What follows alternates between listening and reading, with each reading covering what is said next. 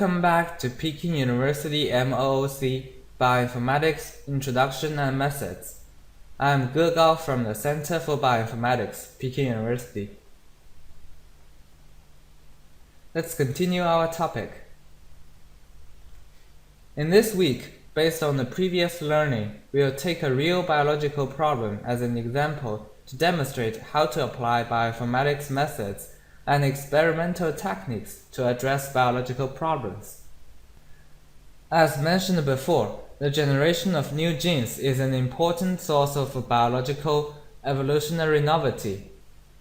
In general, in the evolutionary, we usually divide homologous genes into orthologs and paralogs according to their different origins. The former is produced by the speciation event. The latter is a product of the gene duplication. Generally, the functions of orthologs in different species are similar. This is exactly the basis on which we can use model organisms to study human biology. However, the paralogs produced by gene duplication usually have different functions. This is because gene sequence variation between duplicates will emerge as the evolution progresses. The sequence variation will further lead to functional differentiation and ultimately generate new genes. Therefore, the study of the relationship between gene sequence variation in replicates and functional differentiation will not only help to clarify the biological function of different residues in genes, but also provide the basis for subsequent functional studies and bioengineering research.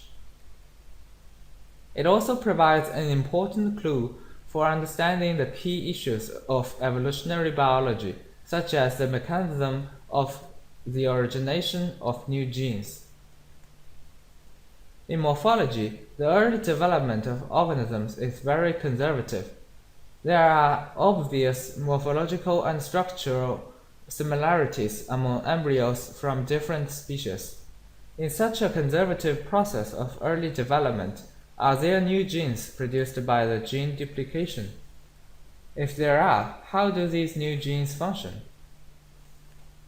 Next, we'll apply the bioinformatics methods to explore these issues. To answer this question, we first compare multiple species to find the duplicates between different species. Specifically, we first compare all the sequences in an OR against OR way. As it is needed to run fast enough, we use BLAST first, then apply dynamic programming algorithm to the similar sequences found by BLAST to obtain the accurate pairwise alignment and calculate the final similarity score. On this basis, we can use the neighbor joining method to construct the gene tree for each gene clusters whose genes are similar to each other. Then we compare the gene tree and species trees to differentiate orthologs from paralogs. Then we need to use the expression data to screen for the duplicated genes involved in early development. Here we use specialized high-throughput expression databases, ArrayExpress and GEO. Please note that as the expression-related sequencing data in NCBI SRA also has a copy in GEO, we don't need to check the SRA database anymore. Next, we need to further screen for the duplicated genes with functions differentiated based on functional annotation. In other words, we have found duplicated genes involved in early development in former stage. And furthermore, we want to find duplicated gene pairs whose functions have differentiated among them. In fact, for a better screen, we will not only use the gene ontology and CAG based on large-scale studies, but also refer to the MGI database and OMIM database, which are based on small-scale trials. MGI is for mouse. It includes a large number of phenotypic data of gene knockout experiments. OMIM is a collection of relationships between the human genes and human genetic diseases discovered by the Institute of Medical Genetics. Such information can further help to screen for related genes.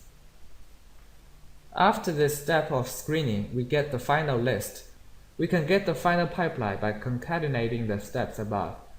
Finally, after running the pipeline, we find 7 duplicated gene pairs that are most likely to be involved in the early development and have their functions differentiated. At the top of the list is a DNA de novo methyltransferase, DNMT3. DNMT3 is responsible for determining the DNA methylation region on the genome, leading to the gene silencing in these regions. It is one of the core regulatory factors in epigenetics. Its loss will lead to serious disorders in early development and cause a variety of diseases. DNMT3 is thus a hotspot in cell biologists' research and contributes to our cooperation with Professor Gang Pei's research group.